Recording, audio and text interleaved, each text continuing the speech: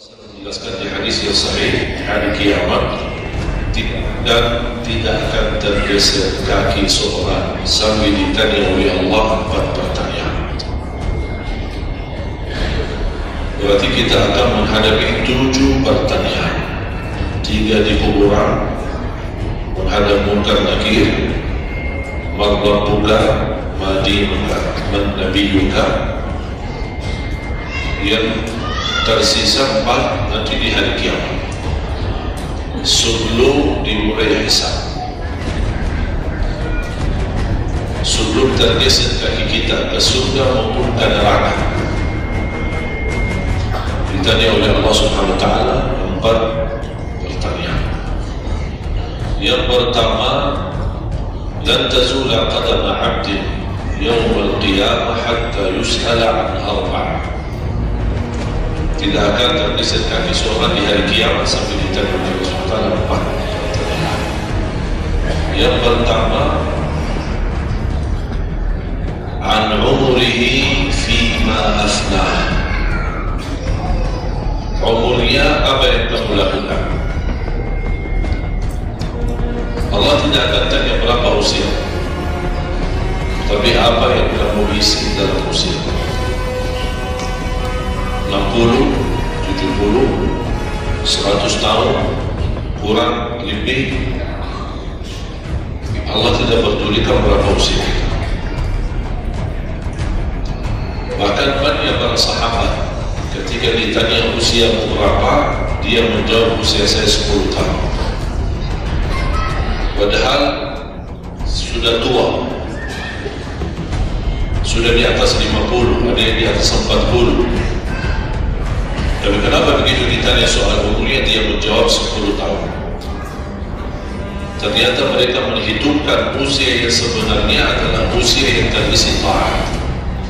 Masa jahiliyah sebelum datangnya Islam, mereka menganggap itu semua usianya sia-sia.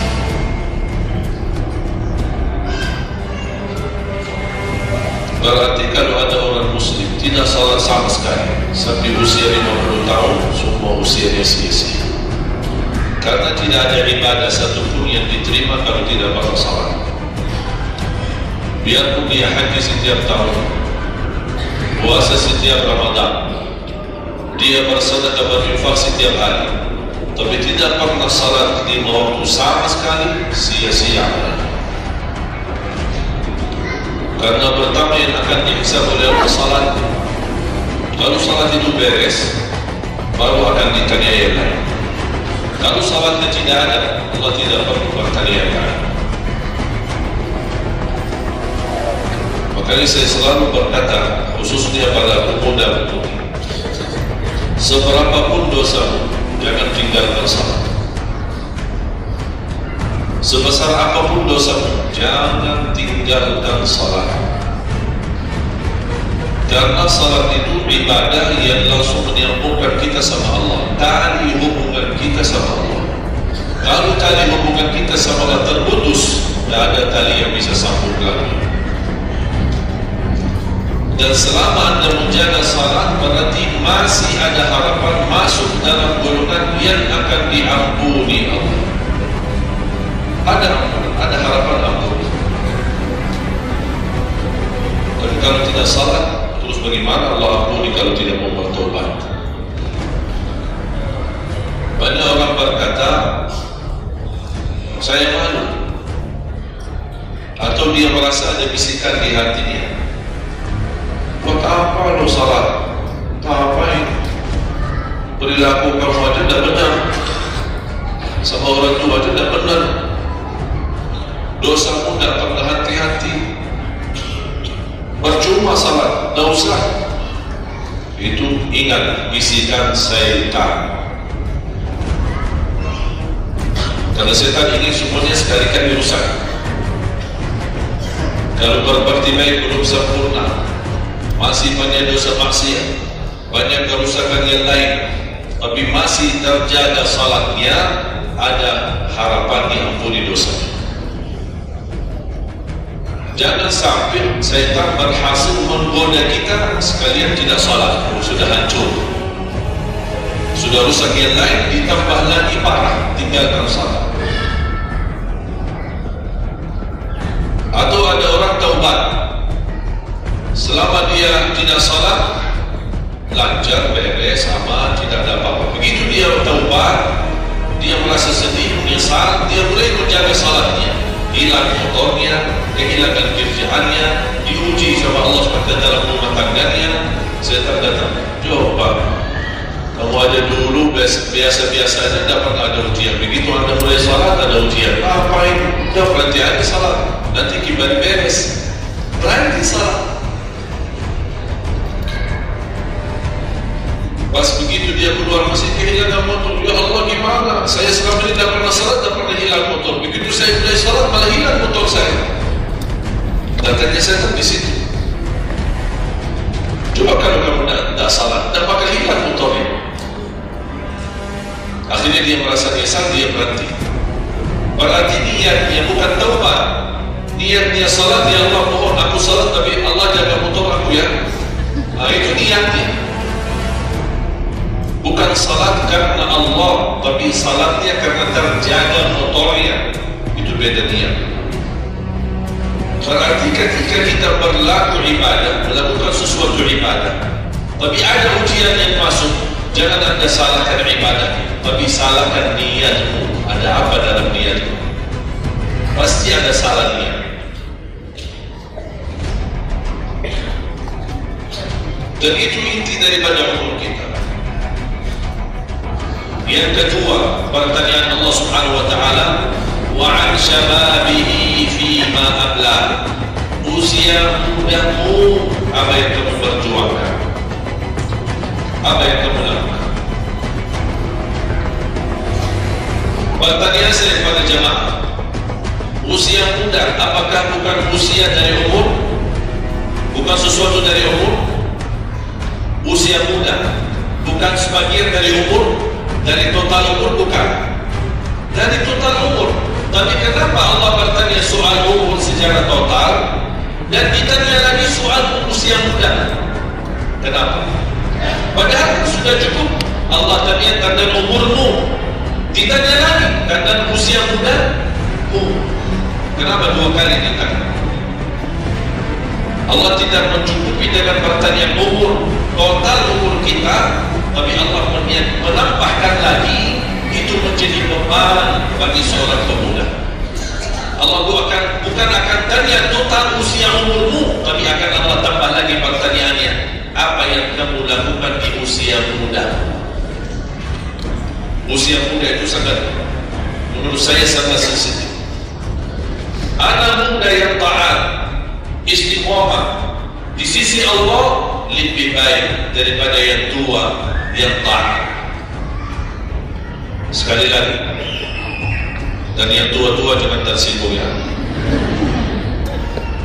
Yang muda yang taat, istiqomah di sisi Allah lebih mulia daripada yang tua yang taat. Sama-sama taat, tapi kenapa yang muda lebih mulia? Karena godaannya lebih besar. Kalau yang tua apa yang mau digoda? Habis sudah. Ada fisik, ada tenaga, ada apa. Kalau yang muda banyak godaan, pandangan matanya, telinganya, hawa nafsunya, sahwatnya, fitnah sana sini, mudah digoda, mudah anak muda. Makanya Allah berikan kemuliaan. Bahkan salah satu hadis yang sahih, di hari kiamat semua di bawah matahari, cuma 7 golongan yang di bawah naungan Allah. Di antaranya wasyabun nasya'a fi ta'atillah, seorang pemuda yang menjaga diri dalam bertaat kepada Allah. Dia dapat keistimewaan di hari kiamat bersama pemimpin yang adil, bersama seorang laki-laki yang tergantung dengan masjid berapapun usianya, ditambah lagi seorang pemuda yang bisa menjaga diri dalam bertaat kepada Allah SWT. Dan kalau kita baca sejarah ulama, semua para berjuang untuk agama semuanya muda, tak ada yang tua. Bilal bin Rabah seorang pemuda, Abdullah bin Mas'ud berhafal Al-Quran seorang pemuda, Abdullah bin Umar seorang pemuda. Dan banyak yang lain. Muhammadul Fatih yang membebaskan Konstantinia dan memperjuangkan Islam menjadi panglima, masih di bawah usia 21 tahun. Dan banyak sejarah-sejarah. Imam Syafi'i masih sangat muda, bahkan meninggal dunia masih dalam keadaan masih sangat muda, belum sampai usia 52 tahun. Dan banyak yang lain. Makanya pengaruh dan bahkan taruhan besar bagi umat Islam itu tergantung pemuda.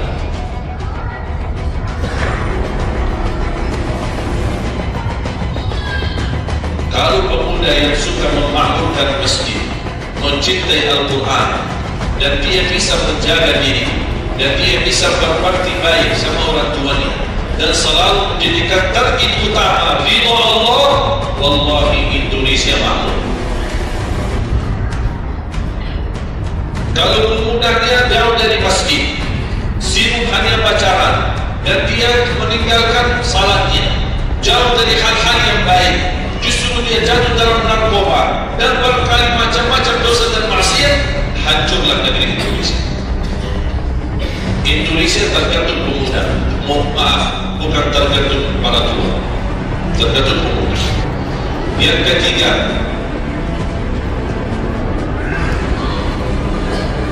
وعن علمه وعن ماله من أين اكتسب وفيما أنفقه.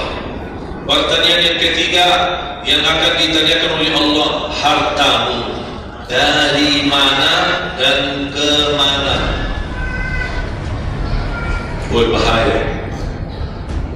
Kadang-kadang ada orang sumber dananya halal, tapi pengeluarannya bebas, semuanya boleh. Itu pertanggungjawaban akan ditanya oleh Allah, dari mana dan ke mana. Allah sudah kasihkan, itu dari mana datang? Anda harus memberi jawaban yang benar. Dan ke mana Anda infakkan? Dan ingat, halaluha hisab wa haramuha adab. Harta yang halal bakal dihisab. Sekarang banyak orang salah faham. Orang fikir kalau ada harta yang haram akan dihisab oleh Allah. Tidak. Yang dihisab bukan yang haram, tapi yang halal. Dari mana dan ke mana? Terus yang haram gimana? Ngapain? Diazab. Anda sudah tahu itu haram, tapi Anda lakukan, Allah tak perlu tanya lagi kenapa Anda lakukan. Tapi langsung diazab. Alhamdulillah. Hati-hati. Oleh karena itu bahagia kata Rasulullah SAW, seorang yang mulia, yang Allah berikan kekayaan, diberikan kemampuan, tapi dia bisa menggunakan dengan sebaik-baik. Ni'mal malus salih indal abdi salih.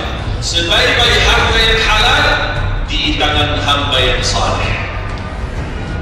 Itu termasuk harta yang terbaik. Kenapa? Yang terbaik di tangan orang yang salih. Karena orang salih tidak mungkin salah guna. Dia sudah jaga sumber, dia juga pengeluarannya jelas. Untuk kebutuhan keluarga, tidak mubazir, tidak berlebih-lebihan. Katanya halal, berarti bebas belanja, tidak bebas. Islam tidak menunjukkan seperti itu. Anda boleh ambil kebutuhan, tapi jangan berlebih-lebihan. Mohon maaf, coba sekarang tanya ibu, tanya diri sendiri masing-masing. Berapa macam baju di lemari kita? Sudah, mohon maaf, tidak usah bahas yang lalu. Terlanjur belanja karena ibu merasa tidak tidak tega, merasa keberatan kalau setiap acara itu ada yang dipakai. Pagi acara, besok siang pulang ganti, siang malam ada acara lagi ganti lagi.